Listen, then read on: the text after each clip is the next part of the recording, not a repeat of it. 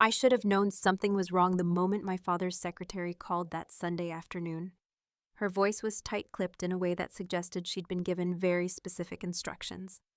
Your parents need to see you tonight, Clara. 6 o'clock. Don't be late. No explanation, no warmth, just a command disguised as a request. That was the Hayes family way. Liam noticed my hands trembling as I set down my phone. We'd been lounging on the couch in our tiny apartment, going over the final details for our wedding next month. Fabric swatches were spread across the coffee table, each one representing hours of careful deliberation. The ceremony at the Ivy House, the reception under string lights, the menu we'd agonized over. Everything was perfect, or so I thought. What did they want? Liam asked, his brown eyes already clouded with concern. He'd never quite fit into my family's world, and they made sure he knew it. My father called him the architect, with the same tone most people reserve for the help. My mother would smile tightly whenever he spoke, as if enduring a minor inconvenience. And Sophia, my younger sister, treated him like he was invisible unless she needed someone to mock. I don't know, I admitted, already reaching for my jacket. But when Arthur Hayes summons you, you show up. The drive to my parents' estate in Richmond felt longer than usual. Liam kept one hand on my knee, steady and reassuring, while I watched the neighborhoods transform. From our modest part of town to the manicured lawns and iron gates that marked old money territory. The Hayes mansion loomed at the end of a tree-lined drive, all red brick and white columns, a monument to my family's status in Virginia society. We were barely through the front door when my father appeared, his face twisted with an anger I'd rarely seen directed at me. Usually I was the good daughter, the one who didn't cause trouble, who swallowed her dreams to keep the peace. Tonight something had shifted. Living room, now! He didn't wait for a response, just turned on his heel and stalked away. My mother was already positioned on her favorite settee, back ramrod straight, pearls gleaming at her throat. Sophia sprawled on the opposite sofa, scrolling through her phone with studied indifference. She didn't even look up when we entered. The air felt thick, charged with something I couldn't name yet. Then my father threw a manila folder onto the coffee table. Papers scattered across the surface, some sliding onto the floor. The wedding is canceled, he announced. I'm not funding this circus. The words didn't make sense at first. I stared at him, my brain struggling to process. What are you talking about? Everything's been paid for. The deposit, the caterer, the venue. It's all done. Paid for? With whose money, Clara? My mother's voice was ice. Do you really think a struggling architect can provide you with the life you deserve, the life you're accustomed to? Liam stepped forward, his jaw tight. Mr. Hayes, with all due respect, Clara and I have been planning this together. We've covered our share of the expenses, and you agreed to help with I don't recall asking for your input, my father cut him off. This is a family matter. He is family, I heard myself say, though my voice sounded far away. Or he will be in 3 weeks. Sophia finally looked up from her phone, a smirk playing at her lips. Really, Clara? You're really going to marry him? Talk about settling. She examined her manicured nails. Good luck with that, you'll need it. Something inside me cracked. Not broke, not yet, but definitely fractured. I'd spent 28 years trying to earn my family's approval, accepting their criticisms, their endless comparisons to Sophia, their subtle and not so subtle hints that I was never quite enough. I'd majored in design instead of fashion because fashion was Sophia's territory. I'd taken a job at a corporate firm instead of pursuing my dream of opening my own studio, because it was more stable, more befitting a Hayes. I'd even waited to get engaged until after Sophia's disastrous relationship with a hedge fund manager had ended, not wanting to steal her thunder. And this was how they repaid my loyalty. Come on, Liam. I grabbed his hand, pulling him toward the door. We're leaving. Clara, don't you dare walk out of here, my father barked. We're not finished discussing this. I turned back, and whatever he saw in my face made him take a step back. There's nothing to discuss. You've made your position clear. My voice didn't shake. I was almost proud of that. We'll handle this ourselves. The silence in the car on the drive home was deafening. Liam tried to speak several times, but I held up a hand, unable to form words yet. The shock was wearing off, replaced by a cold fury that settled in my chest like a stone. When we finally pulled up to our apartment, I sat in the passenger seat for a long moment, staring at nothing. They can't just cancel everything, Liam finally said. We have contracts, deposits, legal agreements. They're the Hayeses, I whispered. They think they can do anything. But as I lay awake that night, staring at the ceiling while Liam slept fitfully beside me, I couldn't shake the feeling that something was deeply wrong. My parents had been difficult, yes, Controlling and manipulative, certainly, but this level of cruelty was new. And the timing just 3 weeks before the wedding, with everything already arranged and confirmed, seemed almost deliberately calculated to cause maximum pain. The next morning, I called the Ivy House before I'd even had coffee. My hands were shaking as I dialed, dreading what I might hear. Ms. Hayes, the event coordinator, Patricia, sounded genuinely distressed. "I'm so sorry about the cancellation. We received the email late last night. If there's anything we can do to help you reschedule." My blood ran cold. "Email? What email?" There was a pause. "The cancellation request. It came from your email address around 11 p.m., with your signature and everything. I assumed you'd discussed it with your fiancé and made the decision together." "I never sent that email," I said slowly. "Patricia, I need to see that documentation, today, right now, if possible." An hour later, Liam and I were pulling into the circular driveway of the Ivy House. My hands were still shaking, and I'd barely spoken during the drive.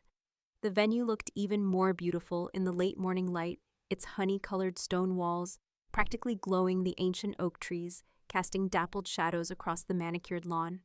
This was supposed to be where I'd marry Liam in 3 weeks. Instead, I was here to investigate my own family's betrayal. Patricia met us at the entrance, her usually warm smile replaced by a look of deep concern. She was in her late 40s, impeccably dressed as always, with the kind of gracious professionalism that had made the Ivy House the most sought-after wedding venue in Richmond. Over the past year of planning, she'd become more than just our coordinator. She'd been enthusiastic about every detail, genuinely invested in making our day perfect. "Clara, Liam, please come in." She ushered us through the grand foyer, past the sweeping staircase, where I'd planned to take first-look photos, and into her private office. The room was decorated with photos of hundreds of happy couples, all of them having celebrated the best day of their lives at this venue.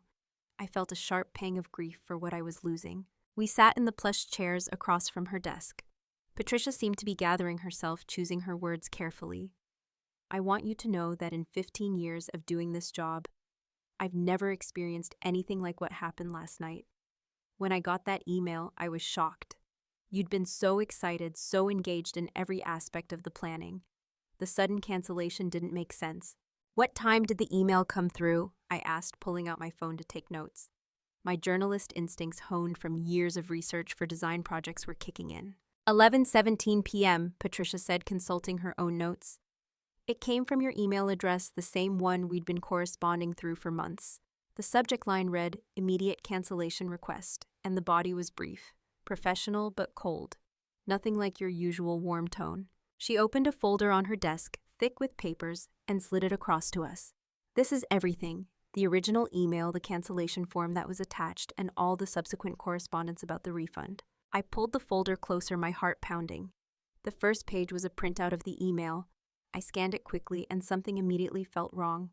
The language was formal, almost legalistic. "Due to unforeseen circumstances and after careful consideration, I hereby request the immediate cancellation of my wedding contract scheduled for October 15th. I would never write like that. I was a designer, not a lawyer. When I communicated, I was personal, conversational, but it was the attached form that made my blood run cold. There it was on the Ivy House's official cancellation document. All the details of our booking, the date, the guest count, the menu selections we'd agonized over. And at the bottom, in the space labeled Client Signature, was my name, Clara Hayes. I stared at it for a long moment, my vision actually blurring as I tried to process what I was seeing. The signature was good, disturbingly good. Someone had studied my handwriting, practiced it, gotten close enough that a casual glance would never catch the forgery. But I'd been signing my name for 28 years. I knew every loop, every pressure point, every unconscious flourish. "That's not my signature," I said, and my voice sounded strange, distant, like it was coming from underwater. "Someone forged it." Liam leaned in close, his shoulder pressed against mine. I could feel the tension radiating from him, barely controlled rage simmering beneath his usually calm exterior. "Clara, are you absolutely sure? Because it looks exactly like your signature. I've seen you sign documents 100 times, and this looks... It's not mine." I cut him off, not harshly, but with absolute certainty. I picked up the paper, holding it closer to the light. "Look here." I pointed to my surname with a trembling finger. The S in Hayes. See how it curves downward at the end? Mine always extends slightly upward. It's a quirk I picked up in college, probably from copying my design professor's style. I literally cannot sign my name without that little uptick. It's muscle memory. I traced the air above the paper demonstrating. And here the capital C in Clara. This one is almost perfectly round smooth. But mine always has this slight break in the curve right here where my pen lifts just a fraction. It's because I was left-handed as a child, but my elementary school teacher forced me to switch to writing right-handed. It left me with this tiny hesitation in how I formed the letter C. Patricia had gone pale, her hand pressed to her chest. Oh my God, Clara, I had no idea. I looked at this, and it seemed legitimate.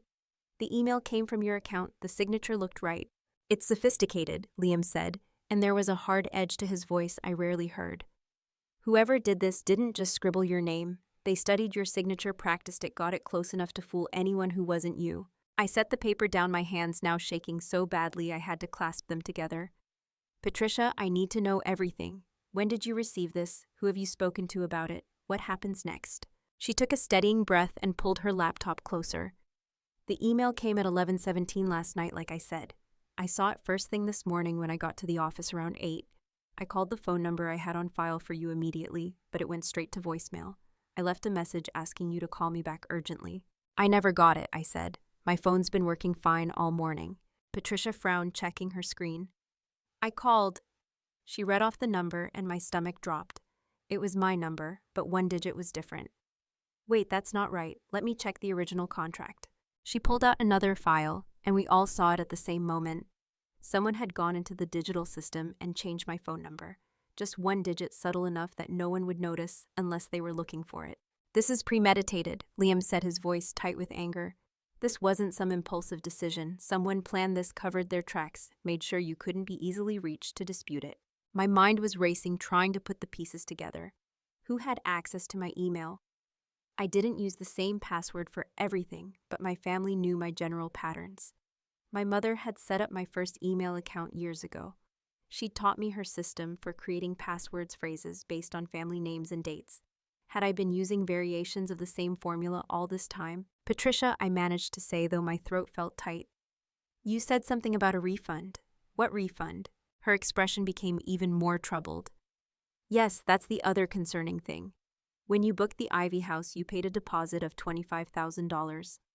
Our standard contract states that deposits are non-refundable within 30 days of the event. However, the cancellation email specifically requested a full refund, claiming extenuating circumstances, and provided updated banking information for where to send the funds. She turned her laptop screen toward us. I could see a bank routing form, official looking, complete with account numbers and authorization signatures. And there in the field labeled account holder name were the words that made the room spin: Sophia Marie Hayes. Everything went very still. I could hear my own heartbeat pounding in my ears, could feel Liam's hand gripping mine so tightly it almost hurt. $25,000, my deposit, redirected to my sister's account. When, I whispered. When was the refund processed? Patricia checked another document. This morning, actually, at 9:32 a.m., our accounting department processed it as soon as they verified the cancellation paperwork. The funds would have been transferred electronically, given that it's now... She glanced at the clock on the wall. 11:15, the money is probably already in that account. I thought I might be sick. I pressed my hand to my mouth, breathing hard through my nose, fighting back the nausea. This wasn't just about canceling my wedding. This was theft. Premeditated, calculated theft orchestrated by my own family. Clara, breathe. Liam's voice was low, steady, an anchor in the storm. Just breathe. We're going to figure this out. I forced myself to take slow, deep breaths. In through my nose, out through my mouth. The initial shock was wearing off, replaced by something colder, sharper. Anger. Pure crystalline rage. I need copies of everything, I said, and my voice was steady now, decisive. The email, the cancellation form, the refund request. The bank routing information. Every single piece of documentation you have related to this cancellation. Can you do that? Of course. Patricia was already organizing papers. Clara, I'm so sorry. If I'd had any idea this wasn't legitimate, I never would have processed it. I feel terrible. This isn't your fault, I told her, and I meant it. You did everything by the book. Whoever did this knew exactly how to make it look legitimate. They knew the process, the procedures, what paperwork would be needed. As Patricia fed documents into her printer, I found myself thinking about my family dinner just last night. The way my father had been so hostile, so dismissive. The way my mother had questioned Liam's ability to provide for me. The way Sophia had smirked and made that comment about me settling about wishing me luck. They'd already done it by then. By the time we walked into that house, they'd already forged my signature, already canceled my wedding, already initiated the theft of my deposit. The whole confrontation had been theater or performance designed to make me think the cancellation was their decision, their power play. They'd never intended to give me the chance to check with the venue to discover the forgery. Here you go, Patricia handed me a thick manila envelope. Everything's in there, and Clara, I want you to know that the Ivy House is willing to work with you on this. If you want to pursue legal action and then rebook, we'll honor your original date next year, same pricing. What's happened to you is unconscionable. Thank you, I managed to say. That means a lot. I'll be in touch. As we walked back through the grand foyer, I couldn't help but glance into the ballroom, where our reception was supposed to take place. Someone was in there setting up for another event, stringing lights, arranging tables. Some other couple's happy day. The sight made my chest ache. We made it to the car before I fell apart. The moment the doors closed, shutting out the world, I doubled over my face in my hands and let out a sound that was half sob, half scream. Liam immediately pulled me against him, and I buried my face in his shoulder, finally letting the shock and pain wash over me. They stole from me, I choked out between sobs. My own family stole from me. They canceled our wedding and stole my money and gave it to Sophia. How could they do this? How could they be this cruel? I don't know, baby, Liam murmured, stroking my hair. I don't know, but we're going to make this right. I promise you we're going to make this right. I cried for several minutes, ugly gut-wrenching sobs that left me gasping for air. All the years of trying to be good enough, trying to earn their love, trying to fit into their version of what I should be. And this was what it had gotten me. Betrayal, theft, cruelty disguised as family loyalty. Eventually the tears slowed. I sat up, wiping my face with the tissues Liam handed me from the glove compartment. My eyes felt swollen, my head ached, but beneath the grief that cold anger was crystallizing into something harder. Determination. I pulled out my phone, staring at the screen. My hands were steadier now. I had to know. I had to see if what I was suspecting was true. I opened Instagram, navigating to Sophia's profile with a sense of grim inevitability. Her latest post had been made at 10:43 a.m., less than an hour ago. The timestamp made my stomach turn because I knew exactly what it meant. She'd posted this right after the money hit her account. The first photo showed Sophia in what was clearly the lobby of a luxury resort. I recognized it immediately from magazines, the St. Regis Aspen, one of the most expensive hotels in Colorado. She was lounging in a leather armchair that probably cost more than my monthly rent. Her legs crossed, elegantly designer sunglasses pushed up on her head. In her manicured hand was a champagne flute, bubbles catching the light. The next photo was of a view from what had to be a suite floor-to-ceiling windows overlooking snow-capped mountains. Then a shot of an American Express black card lying on a marble countertop next to a room service menu. Then a selfie of Sophia in a bathrobe that had St. Regis embroidered on the pocket, her smile smug and satisfied. But it was the caption that made my blood boil. I read it once, twice, 3 times, each word searing itself into my memory. Celebrating a successful deal. Sometimes patience pays off in the biggest ways. Trust the process and good things come to those who wait. Huge things happening for Hayes Boutique this quarter. So grateful for family support and new opportunities. Living my absolute best life, and it's only getting better from here. #blessed entrepreneur life, #living my best.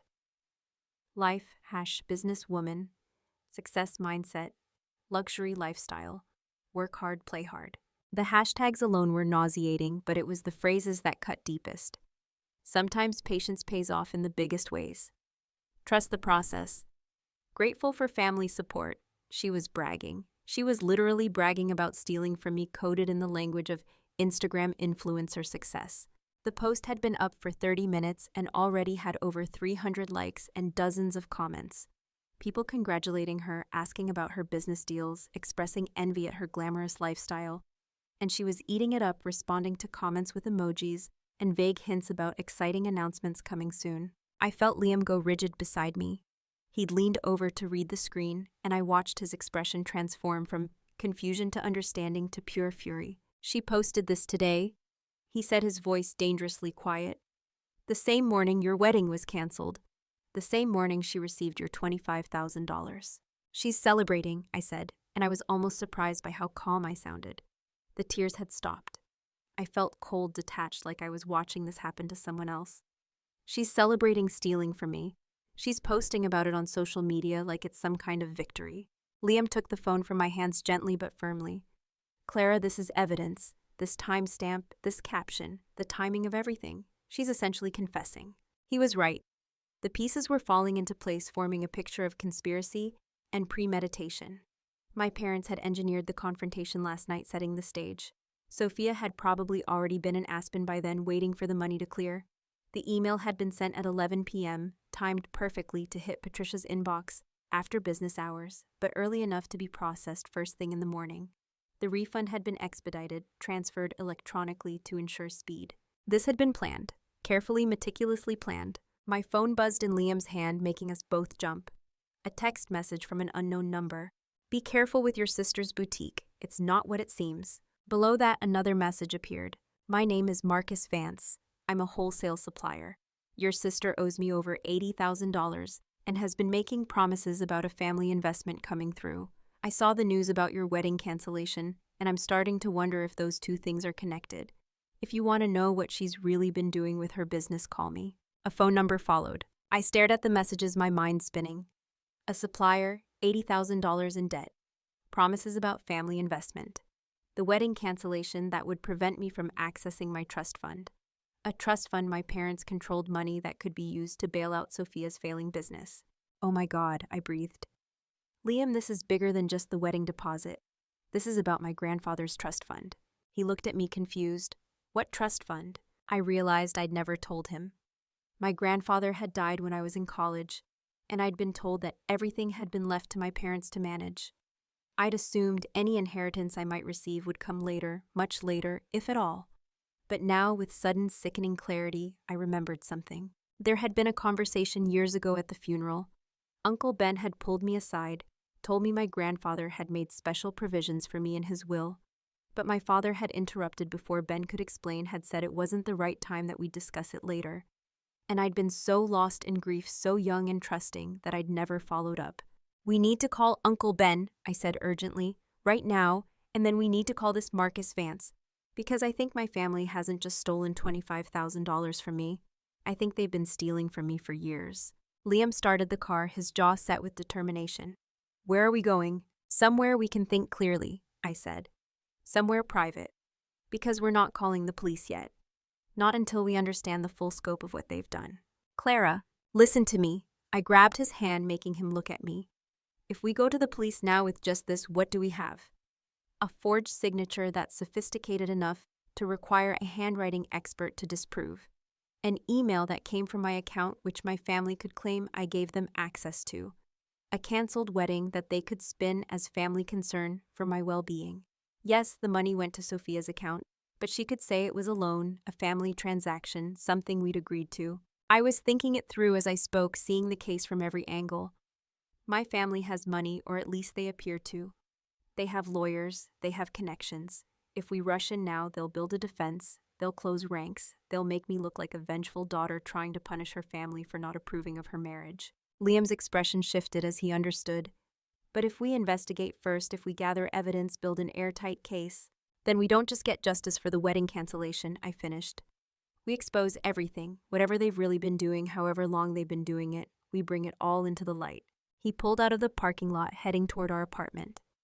You're sure about this? Because once we start down this road, I'm sure, and I was, for the first time in my life, I was absolutely, unequivocally sure. They've underestimated me my entire life. They've treated me like I'm weak, like I'll just accept whatever they do because I'm desperate for their approval.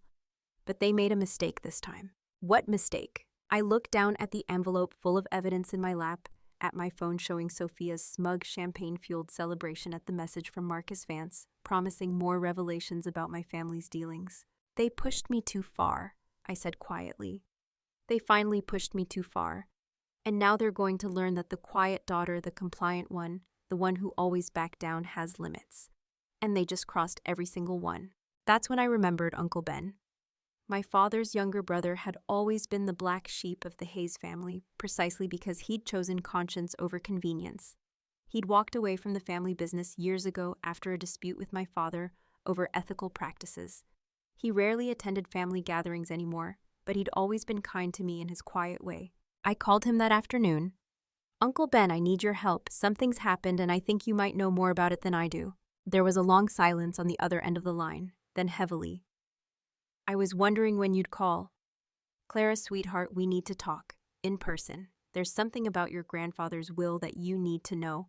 We met at a small cafe in Carytown the next morning, far from the usual Hayes family haunts. Uncle Ben looked older than I remembered, his face lined with worry. He ordered coffee, then sat turning the cup in his hands for a long moment before speaking.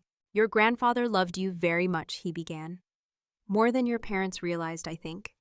He saw something in you, a kindness, an integrity that reminded him of your grandmother. Before he died, he set up a trust fund specifically for you." I leaned forward. "A trust fund? I never knew about that." "That's because your parents were named as trustees until you met certain conditions. The primary condition was that the full amount, $250,000, would be released to you on your wedding day. Not before and not to anyone else. Just to you to help you start your new life." The number hit me like a physical blow.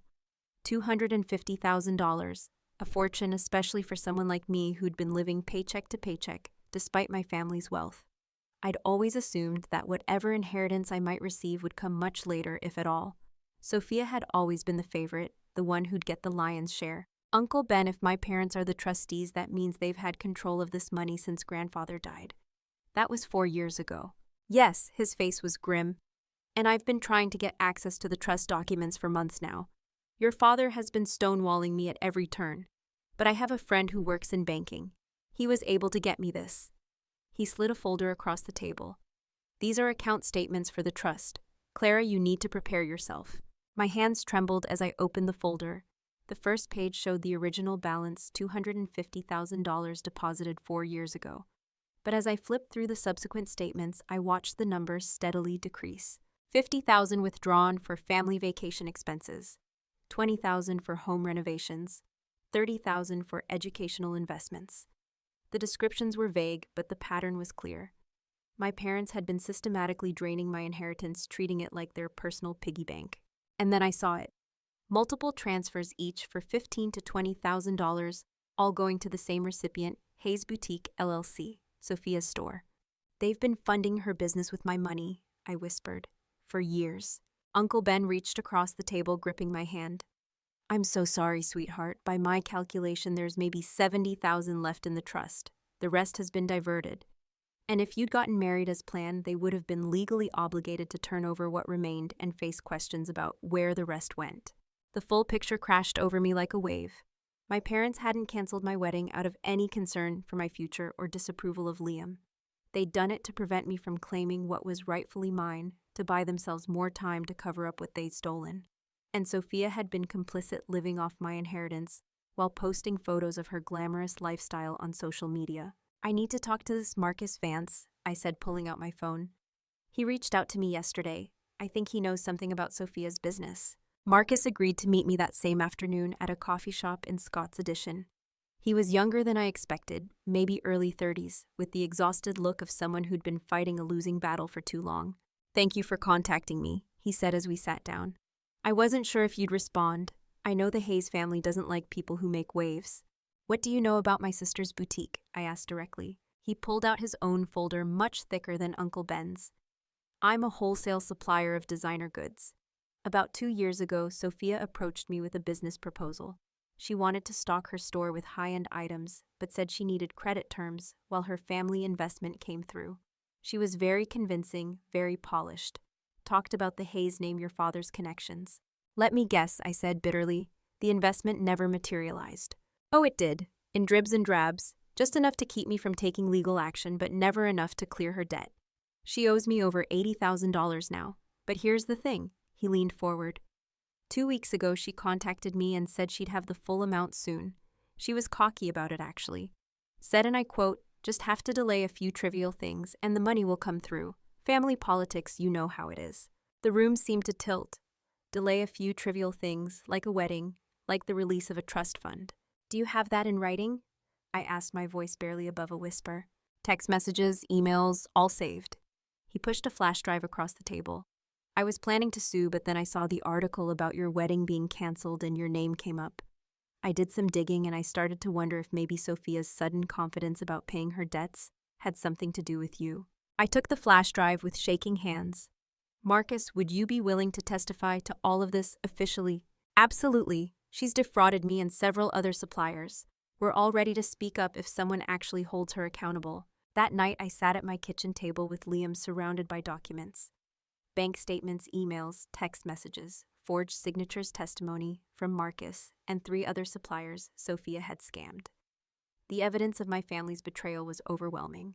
What do you want to do? Liam asked quietly. I looked at him, this man who'd stood by me even when my family treated him like dirt, who'd never asked me to choose between him and them, even though the choice should have been obvious. I thought about all the years I'd spent trying to be the perfect daughter, the compliant sister, always putting their needs above my own. I thought about the trust fund my grandfather had left me. His final gift meant to secure my future stolen and squandered to prop up Sophia's failing vanity project. I want justice, I said. I want them to face consequences for what they've done, all of them. The next morning, I called Evelyn Reed, one of the top family law attorneys in Richmond. Her reputation was formidable, her success rate even more so. When I explained my situation, there was a long pause on the other end of the line. Ms. Hayes, what you're describing is fraud, forgery, embezzlement, and breach of fiduciary duty. This isn't just a family dispute. These are serious crimes. I know, I said. That's why I need you. We spent the next 2 weeks building our case. Evelyn was methodical, ruthless in her preparation. She brought in a forensic accountant to trace every dollar that had been taken from my trust. She hired a handwriting expert who confirmed that my signature had been forged on the cancellation documents. She deposed Uncle Ben Marcus Vance and 2 other suppliers who'd been burned by Sophia's business practices. And then she scheduled a family meeting at her office, framing it as a mediation session. My parents arrived with their own attorney looking annoyed, but not particularly worried. Sophia showed up 20 minutes late, fresh from a shopping trip, if her bags were any indication. They walked into the conference room expecting to find me broken, ready to accept whatever scraps they were willing to throw my way. Instead, they found me sitting next to Evelyn, calm and composed, with 2 bankers' boxes full of evidence stacked on the table. Thank you all for coming, Evelyn began. We've asked you here today to discuss the trust fund established by Mr. Hayes Sr. for his granddaughter Clara, and certain irregularities in how that trust has been managed. My father waved a dismissive hand. This is ridiculous. We've managed that trust perfectly appropriately. Clara, I don't know what kind of nonsense you've been filling your head with, but… Mr. Hayes, I'm going to stop you right there. Evelyn's voice was razor sharp. Because the evidence we're about to present paints a very different picture. She started laying documents on the table one by one. The original trust agreement, the bank statements showing the systematic withdrawals, the transfers to Hayes Boutique LLC, the forged wedding cancellation documents, the text messages from Sophia bragging about having money soon. I watched the color drain from my father's face. My mother's hand flew to her throat, clutching her pearls like a lifeline. Sophia looked around wildly, as if searching for an escape route. This is absurd, my father blustered, but his voice lacked its usual authority. Those were legitimate expenses, family investments. Clara has always been part of this family, and we used that money for the family's benefit. The trust explicitly stated that the funds were for Clara's benefit only, Evelyn countered. Not for luxury vacations, not for home renovations, and certainly not to prop up your younger daughter's failing business venture. Failing? Sophia finally found her voice shrill and defensive. My boutique is a huge success. I've been featured in Virginia Living magazine. I have over 50,000 Instagram followers. You also have over $200,000 in debt, Evelyn said coolly. Spread across 8 different suppliers, all of whom have been trying to collect from you for months. And according to your own text messages, you were counting on your sister's trust fund to bail you out. That money is family money, Sophia insisted, her voice rising. It should have been divided between both of us anyway. Why should Clara get all of it just because grandfather liked her better? I'm a Hayes too. I've done more for this family's reputation than she ever has. My business, my social media presence, I'm the one people actually notice. And yet you couldn't maintain that business without stealing from your sister's inheritance, I said quietly. It was the first time I'd spoken since they'd arrived, and something in my tone made Sophia flinch. She'd never seen me like this before, cold, certain, unwavering. I didn't steal anything, she snapped. Mom and Dad gave me those loans. They believed in my vision. With money that wasn't theirs to give, I replied. Every dollar you spent came from me. That trip to Aspen you posted about my money, your designer wardrobe my money, The renovations to your condo, my money. You've been living off my inheritance for 2 years, while sneering at my choices and my fiancé. My mother finally spoke, her voice weak. Clara, darling, you have to understand. We were going to pay it all back. We just needed time. Sophia's business was about to turn a corner, and then we would have made you whole. It was just temporary. Temporary. I felt a bitter laugh escape. You canceled my wedding to prevent me from claiming what was mine. You forged my signature. You redirected my deposit into Sophia's account. Nothing about this was temporary. This was a systematic plan to steal from me and cover your tracks. My father slammed his hand on the table. How dare you accuse us like this? Everything we've done has been for this family. We raised you, clothed you, educated you. We gave you every advantage. You gave me advantages that you were legally and morally obligated to provide as my parents. I shot back. That doesn't give you the right to steal my inheritance. That doesn't give you the right to sabotage my wedding. That doesn't give you the right to treat me like an ATM machine. Ms. Hayes, their attorney, a nervous-looking man who'd been frantically taking notes, cleared his throat. Perhaps we should discuss a settlement. If your parents were to repay the funds with interest. No settlement, I said firmly. I want this to go to court. I want a judge and jury to hear what they've done. I want consequences. Evelyn smiled, sharp and satisfied. What my client is trying to say is that we have enough evidence here for criminal charges. Fraud, forgery, embezzlement, breach of fiduciary duty. The district attorney is very interested in this case. However, we're willing to pursue civil remedies if the following conditions are met. She slid a document across the table. Full restitution of the $250,000 plus interest calculated at the statutory rate. An additional $100,000 in compensatory damages for emotional distress. And $50,000 in punitive damages to be split among the suppliers your daughter has defrauded. The numbers seemed to hit my father like physical blows. That's $400,000. We don't have that kind of liquidity. Then I suggest you start liquidating assets, Evelyn said pleasantly. You have 30 days. If full payment isn't received by, then we proceed with criminal charges and let the court sort it out. The room erupted. My father was shouting about ungrateful children and family loyalty. My mother was crying, dabbing at her eyes with a lace handkerchief. Sophia was screaming that I was ruining her life, that I'd always been jealous of her success, that this was all just petty revenge. I sat through it all silent and unmoved. Let them rage. Let them play the victims. I'd spent 28 years absorbing their criticism, their dismissal, their casual cruelty. I'd molded myself into whatever they needed me to be, and it had never been enough. I was done being enough for them. It was time to be enough for myself. When they finally ran out of steam, I stood up. You have your terms. My attorney will be in touch. Clara, wait. My mother reached for me, her face blotchy with tears. Please, sweetheart, you can't do this to us. We're your family. I looked at her, this woman who'd given birth to me, but had never truly seen me. Family doesn't steal from each other, I said softly. Family doesn't forge signatures and sabotage weddings. You made your choices. Now you get to live with the consequences. I walked out of that conference room and didn't look back. The next 30 days were a blur of legal maneuvering. My parents tried everything. Threats, guilt trips, attempts to turn other family members against me. A few cousins and aunts called, concerned about the family drama. But when I calmly explained what had happened, most of them went silent. A few even admitted they'd witnessed my parents' favoritism toward Sophia for years, but had thought it wasn't their place to say anything. Uncle Ben became my staunchest ally, providing additional documentation and testimony. He'd known my grandfather well and confirmed that the old man had specifically wanted to ensure I had financial independence, sensing perhaps that I'd need an escape route from the family's toxicity. As the deadline approached, it became clear that my parents couldn't meet the full payment terms. They'd lived beyond their means for so long, maintaining appearances while accumulating debt. The lovely house in Richmond, it turned out, was mortgaged to the hilt. My father's successful investment portfolio was largely imaginary, propped up by credit and bluster. They were forced to put the house on the market. Watching the for sale sign go up in that pristine front lawn gave me a grim satisfaction. The house sold quickly. Old money always attracts buyers in Richmond, but the proceeds after paying off their debts barely covered half of what they owed me. My father's reputation in the business community crumbled once word got out about the lawsuit. He'd built his career on the Hayes name, on connections, and perceived respectability. When people learned he'd embezzled his own daughter's inheritance, those doors slammed shut.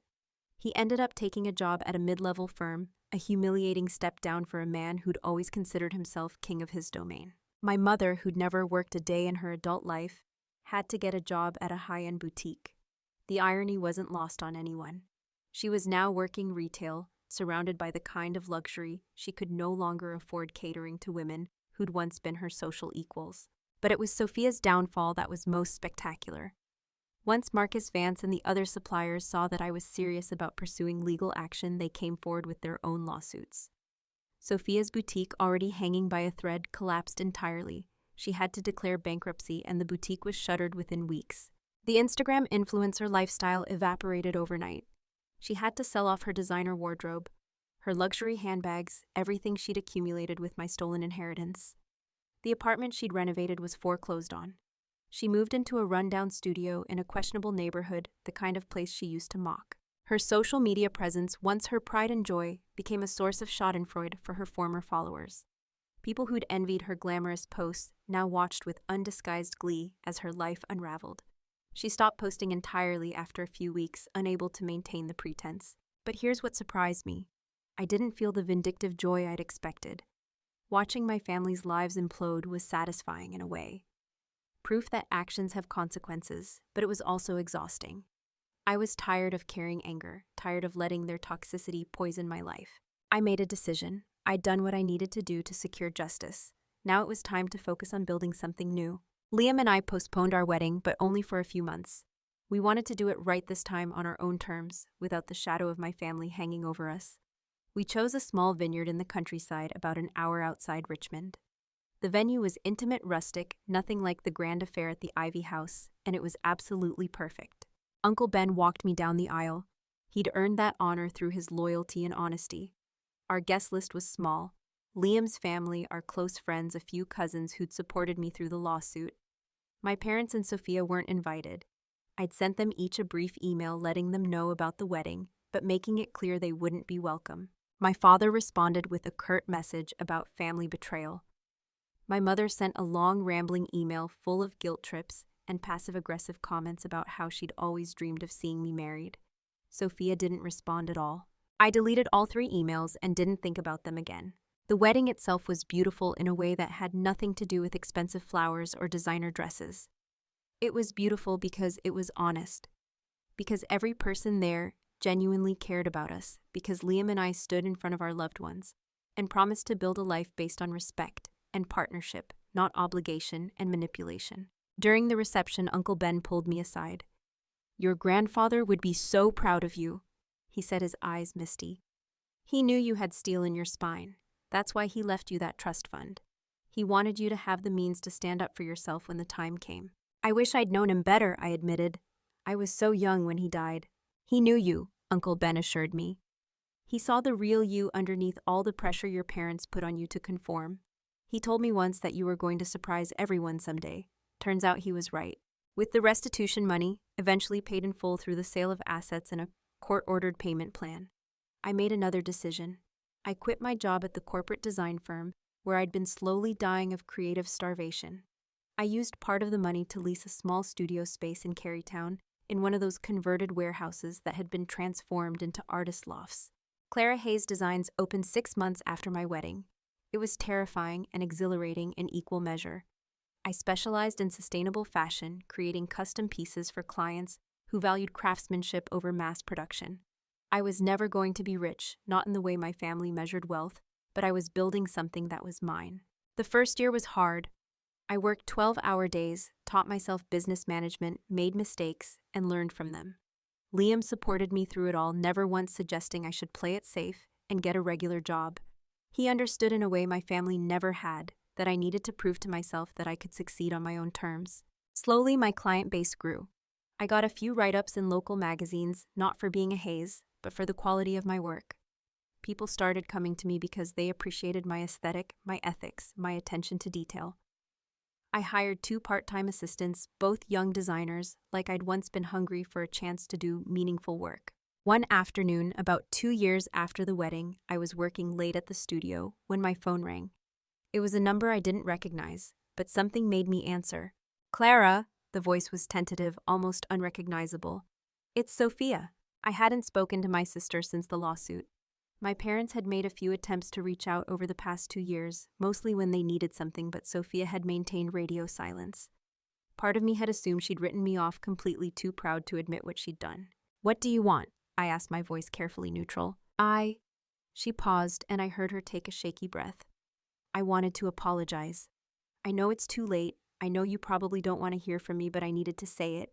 What I did, what we all did, it was wrong. It was criminal. You didn't deserve any of it." I sat down, slowly processing this. "What brought this on?" "Therapy mostly," she admitted. "I've been seeing someone for the past year, working through a lot of stuff. And I realized that I spent so much time being jealous of you that I convinced myself you didn't deserve good things. Mom and Dad always made me feel like I had to be perfect, like I had to be the successful one because you were the good one. And instead of seeing how toxic that was, I took it out on you." There was something raw in her voice, something I'd never heard before. Vulnerability, maybe, or genuine regret. "Sophia, I appreciate the apology," I said carefully. "But I can't just forget what happened. You helped steal my inheritance. You mocked my fiancé. You celebrated when my wedding was canceled because it benefited you. Those aren't small things." "I know," her voice cracked. "I know, and I don't expect forgiveness. I just wanted you to know that I see it now. I see what I did, and I'm sorry. You deserve so much better from all of us." We talked for a few more minutes, awkward and halting, before ending the call. I wasn't ready to rebuild a relationship with her, and I wasn't sure I ever would be. But hearing her acknowledge her role in what happened, hearing her take responsibility without making excuses or trying to shift blame, it gave me a sense of closure I hadn't realized I needed. That evening, I came home to find Liam in the kitchen of our new house. A modest colonial we'd bought in a nice neighborhood, nothing like the McMansion I'd grown up in, but it was ours. He was attempting to cook dinner, which usually resulted in minor disasters, and I couldn't help but smile. "How was your day?" he asked, kissing my forehead as I came in. "Interesting," I said, setting down my bag. "Sophia called." His eyebrows shot up. "Wow, what did she want?" "To apologize, actually. It seemed genuine." I moved to the counter, stealing a piece of the vegetables he was chopping. I don't know if we'll ever have a real relationship again, but it felt like maybe she's starting to understand what she did. Liam was quiet for a moment, his knife moving rhythmically against the cutting board. "How do you feel about that?" "Honestly, relieved, I think. Not because I want her back in my life, but because it means I made the right choice. Standing up to them, taking them to court, refusing to just sweep it under the rug like they wanted. It forced accountability. Maybe it even forced some growth." He turned to face me, fully setting down the knife. "You know what I love about you. You could have become bitter. You could have let what they did poison you, turn you into someone angry and closed off. But instead you used it as fuel to build something beautiful. This life, we have your business, the way you've learned to set boundaries and prioritize your own well-being. I'm so proud of you, Clara." I felt tears prick my eyes, the good kind. "I couldn't have done it without you. You were the first person who ever made me feel like I was enough exactly as I am. Not too quiet, not too passive, not disappointing compared to Sophia. Just enough." "You were always enough," he said softly. "Your family was just too blind to see it." Later that night, as I sat at my drafting table sketching designs for a new collection, I thought about the journey that had brought me here. 3 years ago, I'd been a different person. I'd been someone who swallowed her hurt, who prioritized keeping the peace over honoring her own needs, who genuinely believed that if she just tried hard enough, sacrificed enough, she could earn her family's love and respect. The truth was, I'd never been the problem. My family's love had always been conditional, transactional, based on what I could do for them rather than who I was. No amount of compliance or self-sacrifice would have changed that fundamental dynamic. Learning to accept that truth had been painful, but it had also been liberating. I'd stopped chasing approval from people who were incapable of giving it. I'd stopped measuring my worth by their impossible standards. I'd stopped setting myself on fire to keep them warm. And in the space left by their absence, I'd built something real. A marriage based on mutual respect and genuine partnership. A business that reflected my values and creativity. Friendships with people who celebrated my successes rather than resenting them. A life that was mine, not a performance for anyone else's benefit. The following year brought more changes, all positive. My studio expanded, and I was able to hire 2 more full-time designers.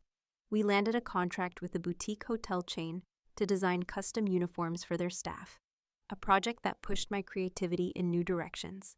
I was invited to speak at a conference about ethical fashion and sustainable design, my first real recognition in the industry. Liam's architecture firm also grew, and he was finally able to take on the kinds of innovative, environmentally conscious projects he'd always dreamed about. We were both working hard, but we were working toward goals we'd chosen, not ones imposed on us by others' expectations. My parents continued their downward slide. The last I heard through Uncle Ben, they'd moved to a small condo in the suburbs and were living on a tight budget. My father's resentment had apparently grown into full-blown bitterness. He blamed me for his fall from grace, conveniently forgetting that he'd orchestrated his own downfall by stealing from me in the first place. My mother, interestingly, seemed to have had some kind of awakening. Uncle Ben mentioned that she'd started volunteering at a women's shelter, helping women who were rebuilding their lives after leaving abusive situations. Perhaps seeing the parallels had sparked some self-awareness, or maybe she just needed something to do with her time. Either way, I wasn't inclined to reach out and find out. Sophia sent me a card on my 30th birthday. Nothing elaborate, just a simple message. Happy birthday, Clara. I hope you're well. I'm working on being better. Love, Sophia. I put it in a drawer and didn't respond. Maybe someday I'd be ready for more, but that day hadn't come yet, and I wasn't going to force it. What I learned through all of this was that forgiveness doesn't mean reconciliation. I could acknowledge my family's humanity, understand the dysfunction that had shaped their behavior, even hope they found peace in their lives without letting them back into mine. Protecting my peace wasn't cruel, it was necessary. On a Saturday morning in early spring, about 3.5 years after my wedding, I got an unexpected visitor at the studio. I was alone working on sketches for a new sustainable fabric line when the bell above the door chimed. I looked up to see a woman in her 60s, elegantly dressed with silver hair, swept into a neat chignon. She looked vaguely familiar, though I couldn't place her. "Can I help you?" I asked, setting down my pencil. "Clara Hayes." She extended her hand. "My name is Catherine Ashworth. I'm a friend of your Uncle Ben's. He's told me quite a bit about you and your work." I shook her hand, intrigued. "It's nice to meet you. Are you looking for a custom piece?" "Actually, I'm here with a business proposition." She gestured to the seating area in the corner of my studio. "Do you have a few minutes to talk?" Over the next hour, Catherine explained that she owned a chain of upscale boutiques throughout the Mid-Atlantic region. She'd been following the sustainable fashion movement for years and was impressed by what I'd built with Clara Hayes designs. She wanted to carry my work in her stores with the potential for an exclusive partnership if things went well. "I'm not going to lie to you," she said. "This would be a significant expansion for your business. You'd need to scale up production, possibly hire more staff, navigate wholesale pricing and distribution. It's a big step." My mind was racing. This was the kind of opportunity that could transform my small studio into a legitimate fashion brand. It was exciting and terrifying in equal measure. "Why me?" I asked. "There are dozens of sustainable designers in Virginia alone. What made you reach out specifically?" Catherine smiled. "Ben told me about what you went through with your family. How you had to fight for what was rightfully yours, how you walked away from comfort and privilege to build something authentic. That takes courage and integrity. Those are the qualities I want in my business partners.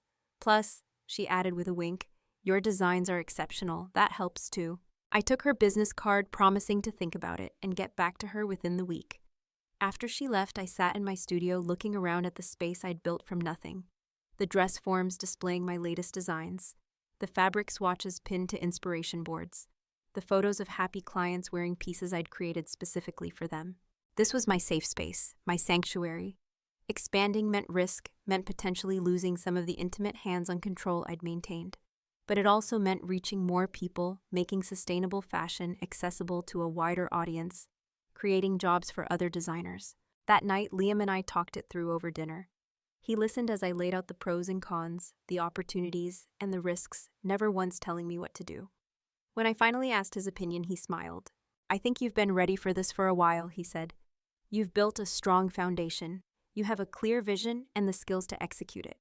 The question isn't whether you can do this. The question is whether you want to."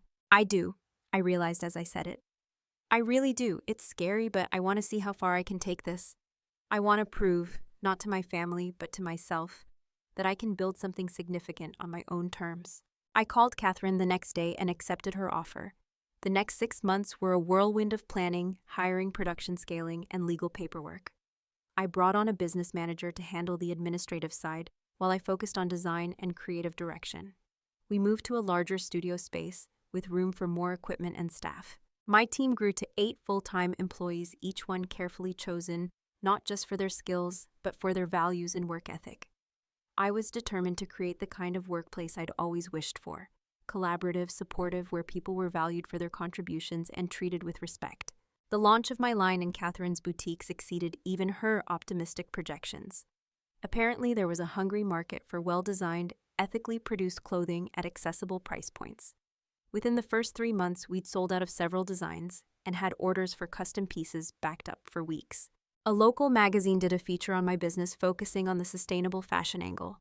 The reporter was a sharp woman in her 40s who asked thoughtful questions about my design philosophy and business model. At the end of the interview, she paused. "I have to ask," she said. "You're Clara Hayes, as in the Hayes family of Richmond, but you don't seem to trade on that name at all. In fact, you barely mention your family background." I chose my words carefully. "I come from privilege, and I'm aware of the advantages that gave me. But the business I've built is mine. It's funded by my own inheritance and built through my own work. My family name might open some doors, but it's the quality of my designs and my business practices that keep them open." The article, when it came out, was fair and positive. It mentioned my family only in passing, focusing instead on my journey as a designer and entrepreneur. A few people who remembered the lawsuit 3 years earlier reached out with supportive messages. No one from my immediate family contacted me, but I hadn't expected them to. What surprised me was how little I cared about their silence. There was a time when their approval or disapproval would have consumed me, dictated my choices, shaped my self-worth. Now it was just background noise, irrelevant to the life I was building. 2 more years passed, marked by steady growth and increasing recognition for my work. Clara Hayes Designs became known for elegant, sustainable pieces that didn't compromise on style. I was invited to participate in a sustainable fashion showcase in New York, standing alongside designers I'd admired for years. The showcase was held in a converted warehouse in Brooklyn, full of natural light and minimalist aesthetics. My collection was displayed on sleek white platforms, each piece carefully styled. I stood to the side, watching as buyers, journalists, and fashion enthusiasts examined my work. A woman in her 50s, impeccably dressed in head-to-toe black, spent a long time studying one of my jackets. She ran her fingers over the fabric, examined the construction, checked the label. Then she turned to me. "You're the designer?" she asked. "Yes, I'm Clara Hayes. This is exceptional work. The drape, the finish, the attention to detail. And you're using entirely sustainable materials." At my nod, she smiled. "I'm Jennifer Wu. I work with emerging designers, helping them scale their businesses while maintaining their creative vision. I'd like to talk to you about representation if you're interested." By the end of the showcase, I had business cards from 3 different agencies, orders from 2 major retailers, and an invitation to present at next year's event.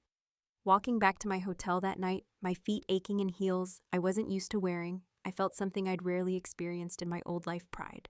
Pure, uncomplicated pride in what I'd accomplished. I called Liam from my hotel room, too excited to wait until I got home to share the news. He whooped so loudly I had to hold the phone away from my ear. "You did it," he said when he calmed down. "You really did it, Clara. You took everything they tried to steal from you and turned it into something amazing." "We did it," I corrected. "I couldn't have gotten here without your support." "Maybe," he conceded. "But I was just cheering from the sidelines.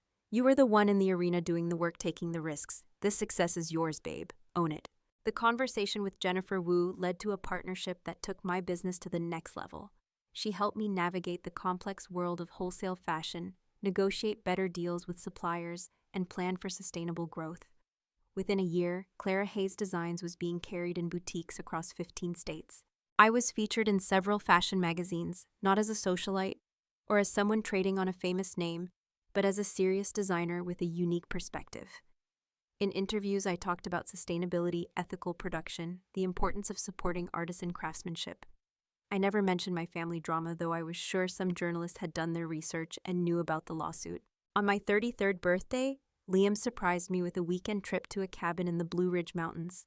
We spent 2 days hiking, reading, and disconnecting from the constant demands of our respective careers. On our last evening there, sitting on the porch watching the sun set over the mountains, he took my hand. "I've been thinking," he said, "about everything that's happened, everything we've built together. We've been so focused on our careers, on establishing ourselves, proving what we could do. And I'm proud of all of it. But I'm also ready for the next chapter." My heart started beating faster. What kind of next chapter? The kind with kids if you want them. The kind where we build a family based on love and respect, completely different from what you experienced growing up. The kind where we pass on the lessons we've learned about standing up for yourself, about choosing authenticity over appearances, about the importance of kindness and integrity. I felt tears sliding down my cheeks, happy ones this time. I want that, I whispered. I want that so much. I was just afraid to bring it up because I didn't know if I could be a good mother after everything with my own family. He pulled me close. Clara, you're going to be an amazing mother because you know exactly what not to do. You know what it feels like to be overlooked, to be used, to have your worth tied to what you can provide rather than who you are. You'll never do that to our kids. I'll never do that to our kids, I repeated, making it a promise to myself as much as to him. 9 months later, I held my daughter for the first time. We named her Rose after Liam's grandmother, a fierce woman who'd immigrated to America with nothing and built a life through sheer determination. It felt fitting given everything Liam and I had overcome to get to this point. Uncle Ben was one of our first visitors at the hospital. He brought flowers and an envelope. For Rose's college fund, he explained. Her great-great-grandfather would have wanted her to have it. Inside was a check for $10,000. I tried to refuse it, but he held up a hand. Your grandfather's legacy was supposed to support you in building your life. You did that despite every obstacle your parents threw in your way. Now it's time to pay it forward to the next generation. Let Rose benefit from what her great-great-grandfather intended. My parents didn't reach out when Rose was born. I hadn't told them about the pregnancy, and they didn't follow me on social media, so I assumed they didn't know. Part of me wondered if they'd ever meet their granddaughter. Another part of me had made peace with the possibility that they wouldn't. Sophia surprisingly sent a gift. A beautiful handmade baby blanket with a card that read, "Congratulations on your new arrival. I'm sure you'll be a wonderful mother. You always knew how to love unconditionally, even when the rest of us didn't deserve it." I kept the blanket, but didn't reach out to thank her. Maybe I was being petty, but I'd learned that I didn't owe anyone access to my life or my daughter's life just because we shared DNA. Family was about more than blood. It was about respect, trust, and genuine care. Rose was 6 months old, when I got an unexpected call from my mother's sister, Aunt Patricia. We'd never been particularly close, but she'd been one of the few family members who'd quietly supported me during the lawsuit. "Clara, dear, I thought you should know. Your mother's in the hospital. She had a minor stroke last week." My first instinct was to say I didn't care that she'd made her choices and now had to live with the consequences. But when I opened my mouth, what came out was, "Is she going to be okay?" "The doctors think so. She'll need physical therapy and she'll have to make some lifestyle changes, but she should recover most of her function." Aunt Patricia paused. "She's been asking for you." I felt Liam's hand on my shoulder. He'd been listening to the conversation, and I could see the question in his eyes. Whatever I decided, he'd support me. "I'll think about it," I told Aunt Patricia, "but I'm not making any promises." After I hung up, I sat with the information for a long time. 3 years ago, even 2 years ago, I might have rushed to her bedside, eager for any scrap of maternal affection, any sign that she regretted what she'd done. But I wasn't that person anymore. "What do you want to do?" Liam asked. "I don't know," I admitted. Part of me wants to go to see if there's any possibility of reconciliation, but another part of me knows that one health scare doesn't erase years of emotional abuse and financial fraud. What if I go and she just wants to guilt trip me? Or worse, what if she's dying and she uses it as leverage to get back into my life? "Those are valid concerns," he said carefully. "But what if you don't go and spend the rest of your life wondering what might have been said? I'm not saying you should reconcile with her or let her anywhere near Rose, but maybe there's value in hearing what she has to say, if only for your own closure." I thought about it for 2 more days. Finally, I called Aunt Patricia back and asked which hospital my mother was in. I went alone, leaving Rose with Liam with strict instructions that if I wasn't back in 2 hours, he should call me with a fake emergency as an excuse to leave. The hospital was in a less affluent part of town, a far cry from the luxury I associated with my family. My mother was in a semi-private room, and she looked smaller somehow, diminished by the hospital gown and the IV lines trailing from her arm. "Clara," she breathed when she saw me in the doorway, "you came. Aunt Patricia said you wanted to see me." I stayed near the door, not committing to coming closer. I do." She struggled to sit up a bit straighter. "I know I don't have the right to ask anything of you after what we did, but when I was lying there thinking I might be dying, all I could think about was how I'd failed you as a mother." I waited, saying nothing. I'd learned to be comfortable with silence, to not rush to fill awkward moments with reassurances that weren't genuine. Your father and I, we were so focused on maintaining appearances on the Hayes name and what people thought of us. Somewhere along the way, we forgot that our daughters were people, not extensions of our status. We pitted you and Sophia against each other instead of teaching you to support one another. We valued money and reputation over kindness and integrity. She took a shaky breath. When you sued us, I was furious. How dare you air our dirty laundry in public? How dare you destroy our reputation? But as everything fell apart, as we lost the house and our social standing, I started to see things differently. You weren't the one who destroyed our reputation. We did that ourselves by our actions. You just refused to be complicit in covering it up. I moved a little closer, pulled a chair near the bed, but didn't sit. Why are you telling me this? Because I'm sorry. Her eyes filled with tears. I'm so sorry for what we did to you, for stealing from you, for prioritizing Sophia, for sabotaging your wedding, for every time I made you feel like you weren't good enough. You were always good enough, Clara. You were better than all of us combined, and we couldn't stand it because it held up a mirror to our own failings. I felt my own eyes burning. You hurt me, I said quietly. For years you made me feel worthless. You stole my inheritance and then tried to ruin my happiness when I was about to claim it. Do you have any idea what that did to me? I know. She was crying now, mascara streaking down her pale cheeks. I know, and I can never make it right. I don't expect you to forgive me or to let me into your life, but I needed you to know that I see it now. I see what we did, and I'm ashamed. We talked for another hour. She told me about the past 3 years, about my father's increasing bitterness, about her volunteer work at the shelter, and how hearing other women's stories had made her recognize the emotional abuse she'd inflicted on me. She asked about my business, about Liam, and when I mentioned Rose, her face crumpled. A granddaughter, she whispered. I have a granddaughter, and I'll probably never meet her. Probably not, I said, and I wasn't being cruel, just honest. I can't expose her to the dysfunction that shaped my childhood. I won't risk her growing up feeling the way I did. I understand, she wiped at her eyes. You're protecting her. That's what a good mother does. As I left the hospital, I felt lighter somehow. Not forgiven exactly, because that wasn't something I was ready to offer, but heard. My mother had finally truly acknowledged what she'd done, without excuses or deflection. That was something. I didn't visit again. I sent a card a few weeks later wishing her well in her recovery, but I maintained my boundaries. She'd apologized, and that was valuable, but it didn't mean she'd earned a place back in my life. I could accept her regret without accepting her back into my world. Uncle Ben, who'd taken on a grandfather-like role for Rose, gave me a piece of advice one afternoon while we were watching her play in our backyard. Forgiveness doesn't mean letting someone hurt you again, he said. It means releasing the hold their actions have on you. You can forgive your mother for your own peace without ever having a relationship with her. Is that what you did with Dad? I asked. After you left the family business. He nodded. I forgave him for his unethical behavior years ago, but I never went back to working with him. Forgiveness and reconciliation are two different things. You get to decide which one, if any, you're willing to offer. Life continued to unfold in ways I never could have imagined during those dark days when my family betrayed me. Clara Hayes Designs continued to grow, earning recognition not just regionally, but nationally. I was invited to speak at design schools, to mentor young designers, to share my journey from corporate drone to successful entrepreneur. At one such speaking engagement, a young woman approached me during the Q&A. Ms. Hayes, you talk a lot about building a business that reflects your values. But how did you find the courage to walk away from security and approval to pursue authenticity? I thought about her question carefully. I didn't walk away, I finally said. I was pushed. The people I thought would always support me showed me that their love was conditional, that it came with strings attached. And when I finally cut those strings, I discovered I could fly. Rose grew into a bright, curious toddler.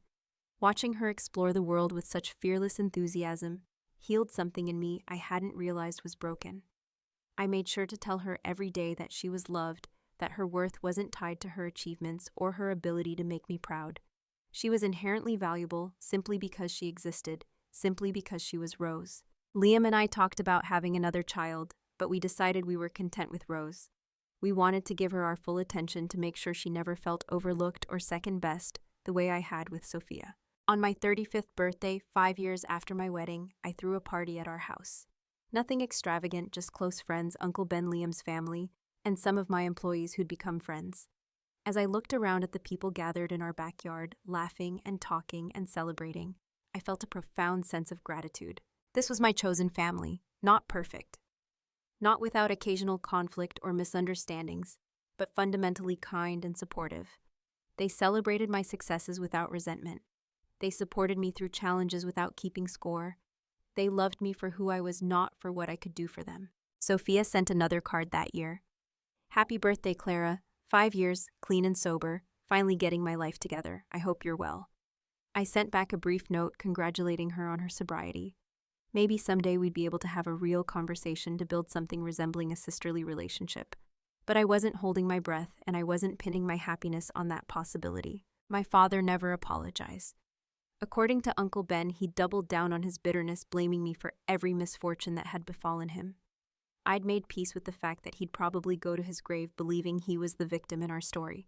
That was his burden to carry, not mine. As for me, I woke up each morning in a home filled with love, went to work, doing something I was passionate about, and came home to a family I'd chosen and built.